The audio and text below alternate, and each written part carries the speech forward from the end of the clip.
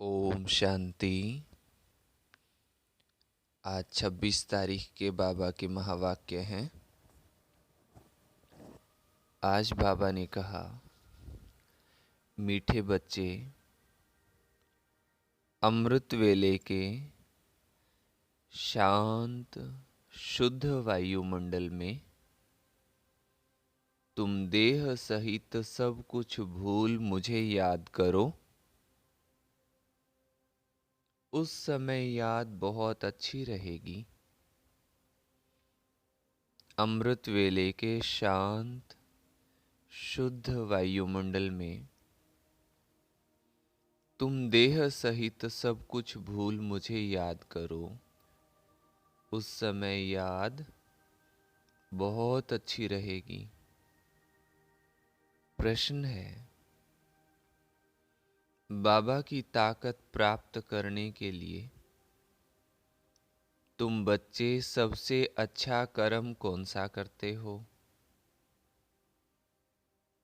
बाबा से शक्ति लेने के लिए कौन सा अच्छा पुण्य कर्म करते हैं? उत्तर है, सबसे अच्छा कर्म है बाबा पर अपना सब कुछ तन मन धन अर्पण करना। परमात्मा पर अपना सब कुछ अर्पण करना। जब तुम सब कुछ अर्पित करते हो तो बाबा तुम्हें रिटर्न में इतनी ताकत देता जिससे तुम सारे विश्व पर सुख शांति का अटल अखंड राज्य कर सको। दूसरा प्रश्न है आज की मुरली से, बाबा ने कौन सी सेवा बच्चों को सिखलाई है जो कोई मनुष्य नहीं सिखला सकता? उत्तर है, रूहानी सेवा।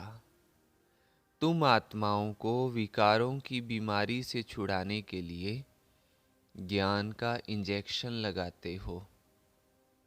तुम आत्माओं को विकारों की बीमारी से छुड़ाने के लिए ज्ञान का इंजेक्शन लगाते हो। तुम हो रूहानी सोशल वर्कर। मनुष्य जिस्मानी सेवा करते हैं, लेकिन ज्ञान इंजेक्शन देकर आत्मा को जागती ज्योत नहीं बना सकते हैं। सचखंड में जाएगी तो आत्मा ही ना, तो आत्मा में शक्ति चाहिए। ये सेवा बाबा ही बच्चों को सिखलाते हैं। ओम शांति। बोलो सभी ओम शांति। भगवानुवाच, ये तो समझाया गया है कि मनुष्य को भगवान कभी भी नहीं कहा जा सकता। ये है मनुष्य सृष्टि और ब्रह्मा विष्णु शंकर है सूक्ष्म वतन में। शिव बाबा है आत्माओं का विनाशी बाबा। विनाशी शरीर का बाप तो विनाशी है, ये तो सब जानते हैं। पूछा जाता है कि तुम्हारे इस विनाशी शरीर का बाप कौन है? आत्मा का बाप कौन है? आत्मा जानती है वो परम धाम में रहते हैं। अभी तुम बच्चों को देह अभिमानी किसने बनाया? देह को रचने वाले ने बनाया। अब देही अभिमानी कौन बनाता है? जो आत्माओं का अविनाशी बाबा है। अविनाशी माना जिसका आदि मध्य अंत नहीं है। अगर आत्मा का और परमात्मा का आदि मध्य अंत कहें तो फिर रचना का भी सवाल उठ जाए। उनको कहा जाता है अविनाशी आत्मा, अविनाशी परमात्मा। आत्मा का नाम आत्मा है। बरोबर आत्मा अपने को जानती है कि हम आत्मा हैं। मेरी आत्मा को दुखी मत करो, मैं पापात्मा हूँ, ये आत्मा ही कहती है। स्वर्ग में कभी भी ये अक्षर आत्माएं नहीं कहेंगी। इस समय ही आत्मा पतित है जो फिर पावन बनती है। पतित आत्मा ही पावन आत्मा की महिमा करती है। जो भी मनुष्य आत्माएं हैं उनको पुनर्जन्म तो जरूर लेना ही है। ये सब बातें हैं नई। बाबा फरमान करते हैं, उठते बैठते मुझे याद करो। एक बारी किसी माता ने पूछा कि मैं चलते फिरते ही जाना चाहती हूँ, मैं किसी की सेवा नहीं लेना चाहती हूँ। तो बाबा ने उनको बताया कि अगर चलते फिरते जाना चाहती हो तो चलते फिरते भी बाबा की याद में रहो।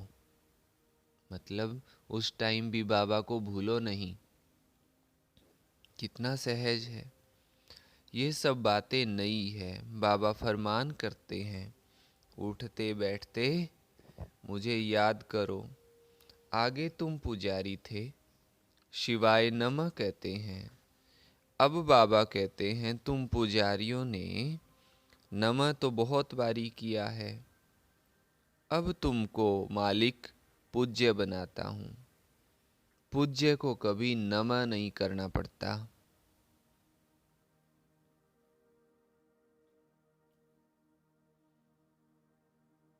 तो पुजारी नमः अथवा नमस्ते करते हैं। नमस्ते का अर्थ ही है नमः करना। कांध थोड़ा नीचे जरूर करेंगे, मस्तक झुकाएंगे। अब तुम बच्चों को नमः करने की दरकार नहीं है। न लक्ष्मी नारायण नमः, ना विष्णु देवताय नमः, ना शंकर देवताय नमः। ये अक्षर ही पुजारीपन का है। अब तो तुमको सारी सृष्टि का मालिक बनना है, बाबा को ही याद करना है। कहते भी हैं वो सर्व समर्थ है, कालों का काल, अकाल मूरत है, सृष्टि का रचयिता है, ज्योति बिंदु स्वरूप है। आगे उनकी बहुत महिमा करते थे, फिर कह देते थे सर्वव्यापी कुत्ते बिल्ली में भी है, तो सभी महिमा खत्म हो जाती है। इस समय के सब मनुष्य ही पाप आत्माएं हैं, तो फिर जानवरों की क्या महिमा होगी। मनुष्य की ही सारी बात है। वो कहते हैं ये सब परमात्मा के ही रूप हैं, तो ये तो बहुत बड़ी परमात्मा की ग्लानि हो गई। कोई यूं कहे कि भाई मुझे तुम्हारे पिता की छवि कुत्ते में, बिल्ली में, पापी में, सब में दिखती है। तुम्हारे पिता का रूप मुझे कुत्ते बिल्ली में दिखाई देता है, तो कितना कोई गुस्सा हो जाए कि मेरे पिता के बारे में ऐसा कैसे बोल सकता है। तो जब एक शरीरधारी पिता जो कुछ सालों के लिए बना है, हालांकि वो आत्मा का पिता नहीं है परमानेंट, तो उसके लिए इतना क्रोध आता है, बुरा लगता है मन को, मन स्वीकार नहीं करता है। तो परमात्मा तो सर्वसमर्थ सबका पिता है, उनको फिर कहना कि कुत्ते में भी उसका रूप है, बिल्ली में भी उसका रूप है, तो कितनी बुरी बात हो जाती है। आत्मा कहती है मैं आत्मा हूँ, ये मेरा शरीर है, मैं आत्मा बिंदु हूँ। वैसे परमात्मा भी बिंदु है। वो भी कहते मैं पतितों को पावन बनाने साधारण तन में आता हूँ, आकर बच्चों का साथी बन कर के सेवा करता हूँ। बाबा ने तो बहुत निरहंकारीपन से ये शब्द बोला, लेकिन बाबा हमारे साथी हैं। मैं रूहानी सोशल वर्कर हूँ, तुम बच्चों को भी रूहानी सेवा करना सिखलाता हूँ, और सब जिस्मानी हद की सेवा करना सिखलाते हैं। तुम्हारी है रूहानी सेवा। तब कहा जाता है ज्ञान अंजन सतगुरु दिया, अज्ञान अंधेर विनाश। सच्चा सतगुरु वो एक ही है। सच्चा सतगुरु वो एक ही है, वही अथॉरिटी है।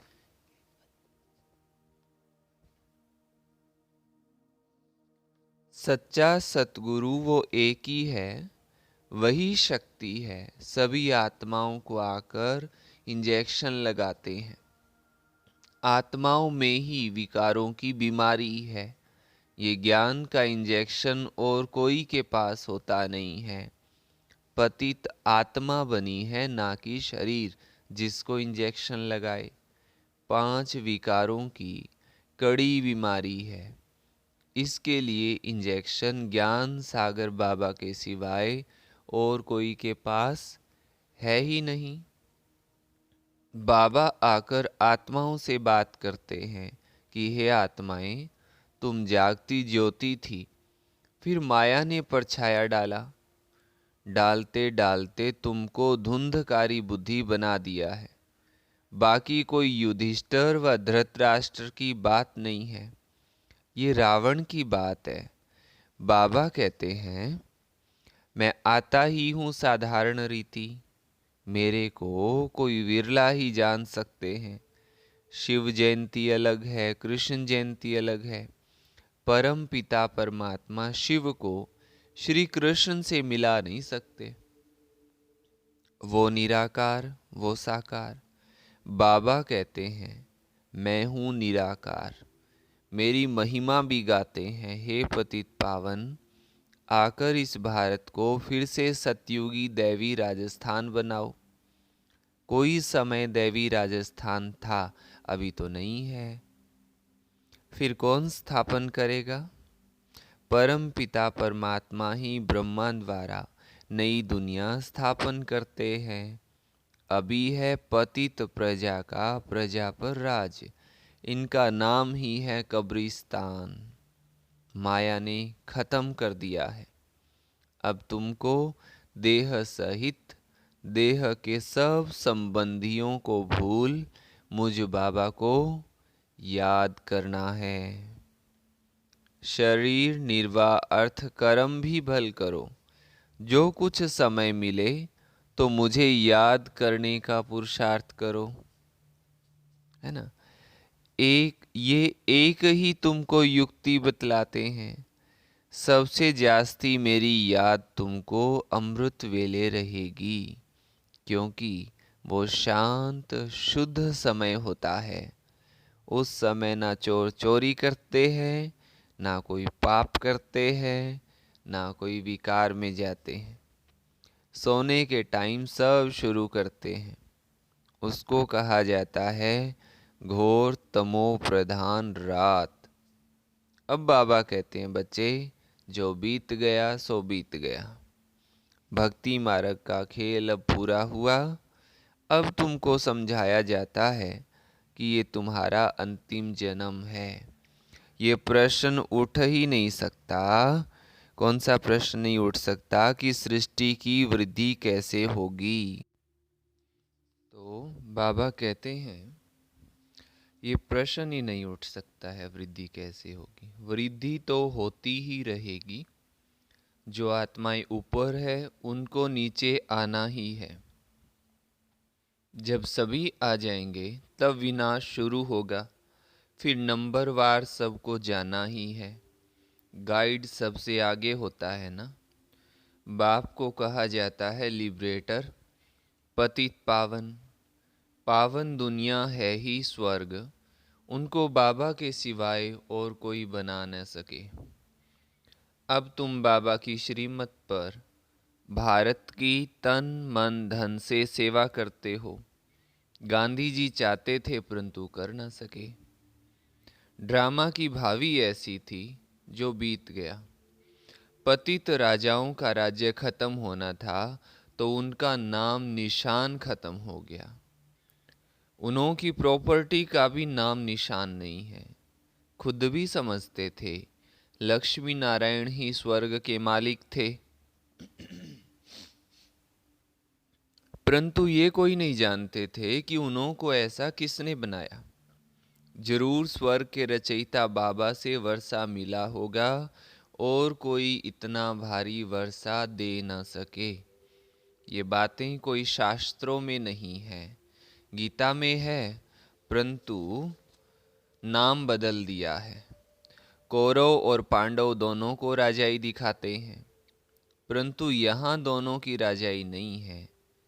अब बाबा फिर स्थापन करते हैं, तुम बच्चों को खुशी का पारा चढ़ना चाहिए। अब नाटक पूरा होता है। हम अब जा रहे हैं। हम स्वीट होम में रहने वाले हैं। वो लोग कहते हैं फलाना पार निर्वाण गया, वह ज्योति ज्योति ज्योति में समाया, अथवा मोक्ष को पाया। भारतवासियों को स्वर्ग मीठा लगता है। वो कहते हैं स्वर्ग पधारा। बाबा समझाते हैं मोक्ष तो कोई पाता नहीं है। सभी का सद्गति दाता बाबा ही है। वो जरूर सबको सुख ही देगा। एक निर्वाण धाम में बैठे और एक दुख भोगे, ये बाप सहन नहीं कर सकते हैं। पिता तो पिता होता है ना। एक बच्चा सुखी हो दूसरा दुखी हो तो बाप देख नहीं सकता है। तो बाबा है पतित पावन, एक है मुक्ति धाम पावन, दूसरा है जीवन मुक्ति धाम पावन। फिर द्वापर के बाद सभी पतित बन जाते हैं। 5 तत्व आदि सब तमो प्रधान बन जाते हैं। फिर बाबा आकर पावन बनाते हैं। फिर वहाँ पवित्र तत्वों से तुम्हारा शरीर गोरा बनता है। गोरा बनता है मीन्स पावन बनता है। प्राकृतिक कुदरती सुंदरता रहती है, उनमें कशिश रहती है। श्री कृष्ण में कितनी कशिश है। नाम ही है स्वर्ग तो फिर क्या। परमात्मा की महिमा बहुत करते हैं। अकाल मूरत है। फिर उनको ठीक कर भीतर में ठोक दिया है। बाबा को कोई भी जानता नहीं। जब बाबा आए तब आकर समझाए। लौकिक बाप भी जब बच्चे रचे तब तो बाप की बायोग्राफी का उनको पता पड़े।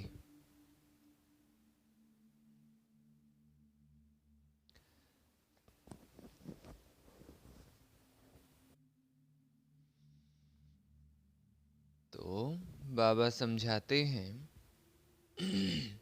अब बाबा कहते हैं लक्ष्मी नारायण को वरना है तो मेहनत करनी पड़ेगी। जबरदस्त मंजिल है, बहुत भारी आमदनी है, मेहनत करनी पड़ेगी।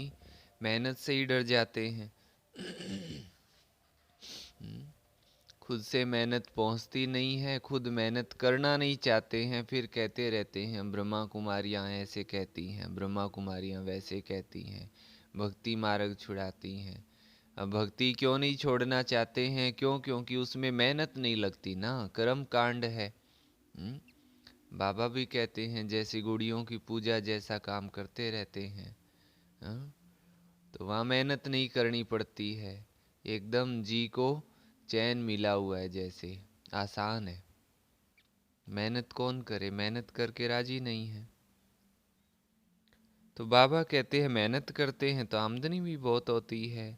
सतयुग में पवित्र प्रवृत्ति मार्ग था, पवित्र राजस्थान था, सो अब अपवित्र हो गया है। सब विकारी बन गए हैं।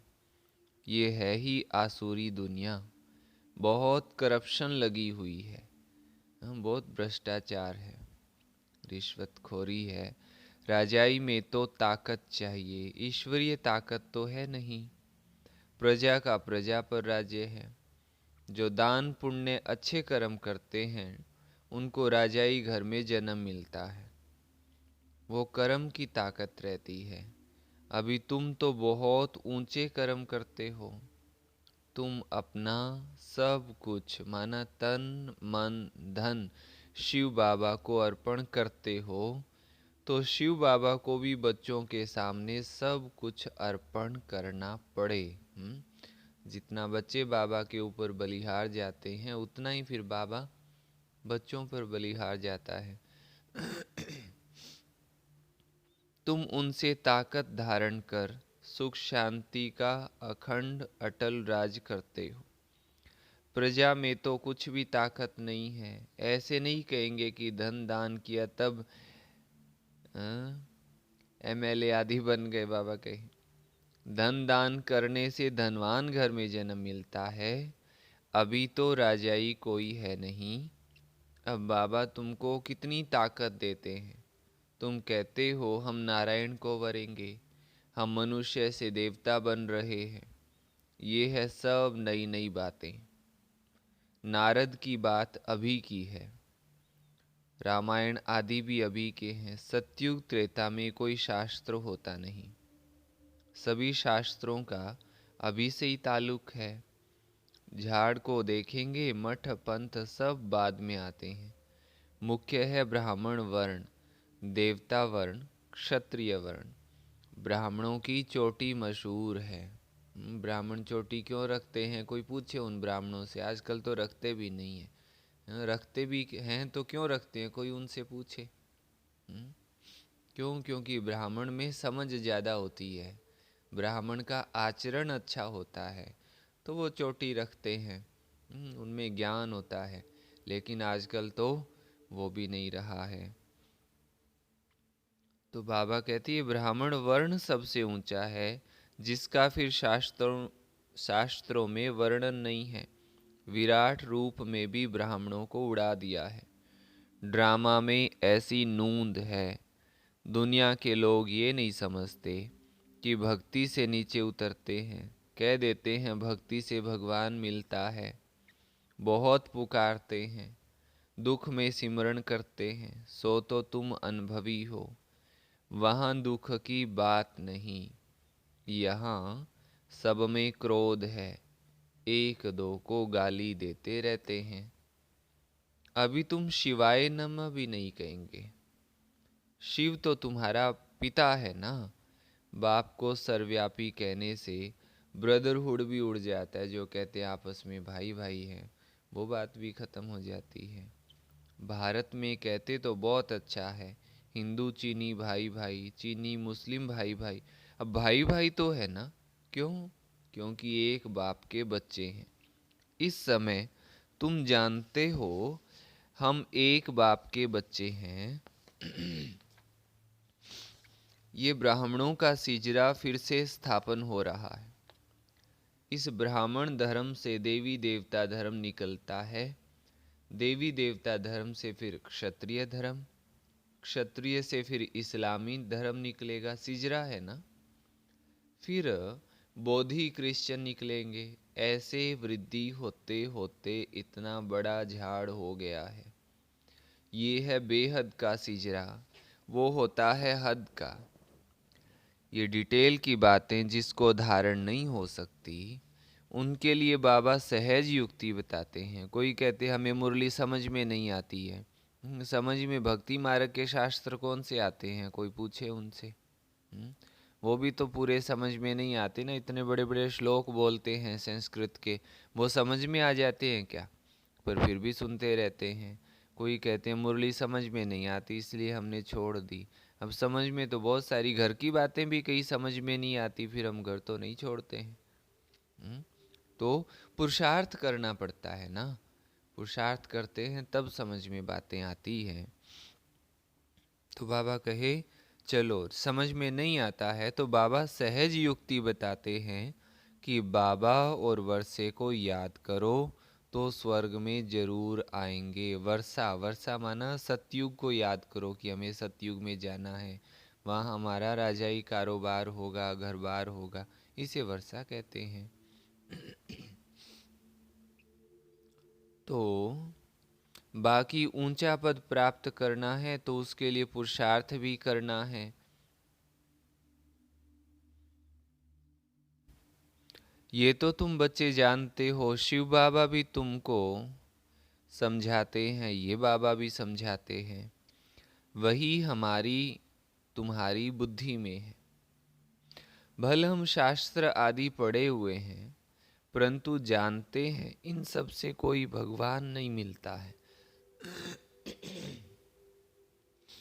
बाबा समझाते हैं, मीठे मीठे बच्चे शिव बाबा को और वर्षे को याद करते रहो। बाबा आप कितने मीठे हो, कमाल है आपकी। ऐसे ऐसे महिमा करनी चाहिए बाबा की। तुम बच्चों को ईश्वरीय लॉटरी मिली है। अब मेहनत करनी है ज्ञान और योग की। इनमें जबरदस्त इनाम मिलता है तो पुरुषार्थ करना चाहिए ना। अच्छा, मीठे मीठे सिके लधे बच्चों प्रति माता पिता बाप दादा का याद प्यार और गुड मॉर्निंग। रूहानी बाप की रूहानी बच्चों को नमस्ते। रूहानी बच्चों की रूहानी माता पिता बाप दादा को याद प्यार गुड मॉर्निंग और नमस्ते। धारणा के लिए मुख्य सार है, अब नाटक पूरा हो रहा है, हम अपने मीठे घर में जा रहे हैं। इस स्मृति से खुशी का पारा सदा चढ़ा रहे। अब हम वापस कहाँ जा रहे हैं, बोलो। वापस अपने घर जा रहे हैं, तो ये याद रखेंगे तो खुशी का पारा चढ़ा रहेगा। कोई अपने देश वापस लौटते हैं तो कितना खुशी चढ़ जाती है। भूख भी नहीं लगती है, प्यास भी नहीं लगती है, शक्ति दोगुना हो जाती है।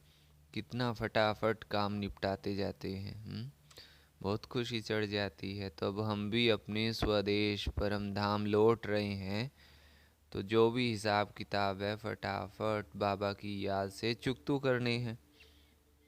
दूसरी बात है, बीती को बीती कर इस अंतिम जन्म में बाबा को पवित्रता की मदद करनी है। बीती को बीती कर इस अंतिम जन्म में बाबा को पवित्रता की मदद करनी है। तन मन धन से भारत को स्वर्ग बनाने की सेवा में लगना है। तन मन धन से भारत को स्वर्ग बनाने की सेवा में लगना है। वरदान दिया बाबा ने, सर्व पुराने खातों को संकल्प और संस्कार रूप से भी समाप्त करने वाले अंतर्मुखी भव। सभी पुराने हिसाब किताब को संकल्प और संस्कार रूप से भी समाप्त करने वाले अंतर्मुखी भव। बाप दादा बच्चों के सभी चौपड़े अब साफ देखना चाहते हैं। थोड़ा भी पुराना खाता अर्थात बाह्य मुक्ता का खाता संकल्प व संस्कार रूप में भी ना रह जाए। सदा सर्व बंधन मुक्त और योग युक्त, इसी को ही अंतर्मुखी कहा जाता है। इसलिए सेवा खूब करो, लेकिन बाहर मुखी से अंतर्मुखी बनकर करो। अंतर्मुखता की सूरत द्वारा बाबा का नाम बाला करो, रोशन करो। आत्माएं बाबा का बन जाएं, ऐसा प्रसन्न चित्त बनाओ। ऐसा खुशी दो आत्माओं को। स्लोगन है, अपने परिवर्तन द्वारा संकल्प, बोल, संबंध, संपर्क में सफलता प्राप्त करना ही सफलता मूर्त बनना है। अपने परिवर्तन द्वारा संकल्प, बोल, संबंध, संपर्क में सफलता प्राप्त करना ही सफलता मूर्त बनना है। ओम शांति। तो आज बाबा ने विशेष क्या कहा, अमृत वेले का वायुमंडल बहुत अच्छा होता है। तो उस वायुमंडल में जो है बाबा की याद अच्छी रहती है, तो उसमें सब कुछ भूल एक बाबा की याद में मगन रहना है। और बाबा ने हमें कौन सा सेवा सिखलाया है, रूहानी सेवा, है ना। ये सेवा हमें सबकी करनी है।